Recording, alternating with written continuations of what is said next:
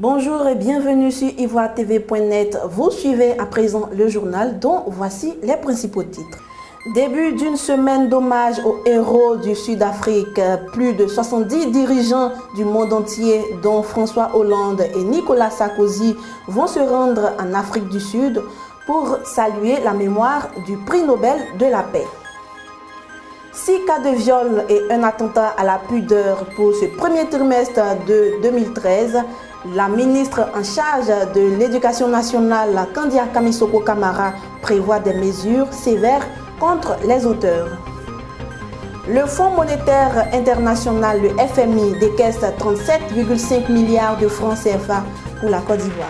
7 décembre 1993, 7 décembre 2013, cela fait 20 ans que le père de la nation ivoirienne, Félix Houphouët-Boigny, nous a quittés. Le 7 décembre 2013 dernier, à Yamoussoukro, a eu lieu une cérémonie commémorative du 20e anniversaire du décès du premier président de notre pays, le président Alassane Ouattara, rendant hommage à l'illustre disparu, a rappelé le choc immense ressenti ce 7 décembre 1993. Parents, amis de la famille et plusieurs personnalités étaient présents à cette cérémonie. Au programme, une impressionnante exposition photo qui fait éloquemment revivre le fondateur, le bâtisseur de la Côte d'Ivoire, qui aimait bien dire, et je cite, « Le vrai bonheur, on ne l'apprécie que lorsqu'on l'a perdu ».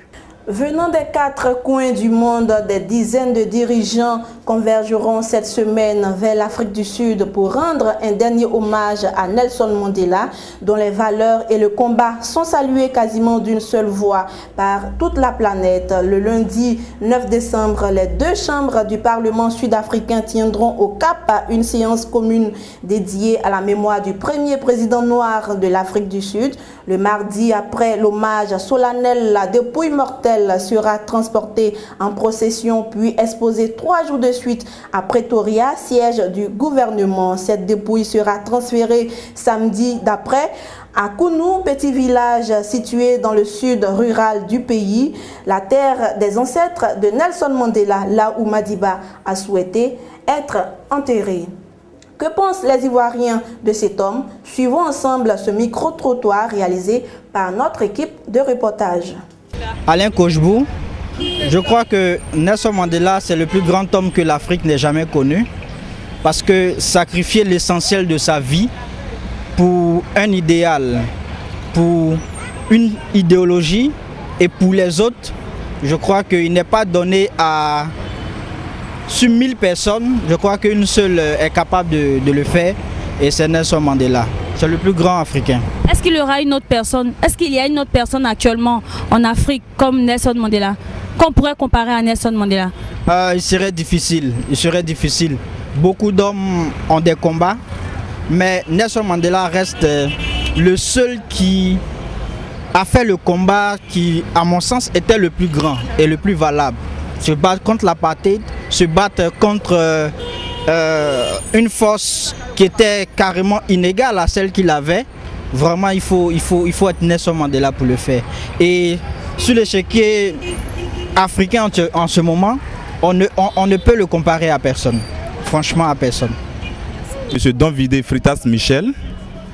Au sujet de Nelson Mandela, je pense que c'est un grand homme pour l'Afrique. C'est lui qui a révolutionné même la démocratie en Afrique. Après 27 ans de lutte contre l'apartheid, il a finalement réussi à prendre le dessus sur les Blancs et partant de sa libération, je pense qu'il a libéré toute l'Afrique. Aujourd'hui, son décès, c'est une grande perte pour l'Afrique et pour l'humanité, c'est ce que je pense. Un point de presse s'est tenu jeudi dernier au ministère de l'Éducation nationale et de l'enseignement technique. Au cours de ce point de presse, Kandia Kamisoko Kamara a annoncé les mesures graves prises contre les auteurs des viols et attentats à la pudeur enregistrés dans les établissements scolaires ivoiriens. Selon elle, ces comportements indignes et dégoûtants de personnes sans foi ni loi, contraires à l'éthique et à la déontologie de l'éducateur, jettent le discrédit sur la corporation et compromettent la scolarisation de la jeune fille. À Uri, Madame la ministre décide de tenir les mises en cause hors des classes et à mettre sous contrôle leur salaire. 37 milliards de francs CFA, tel est le montant que le Fonds monétaire international, le FMI, à travers son conseil d'administration, vient de décaisser pour la Côte d'Ivoire. Un décaissement qui fait suite à l'approbation par cette institution de la 4e revue du programme économique de la Côte d'Ivoire, appuyée par la facilité élargie du crédit FEC.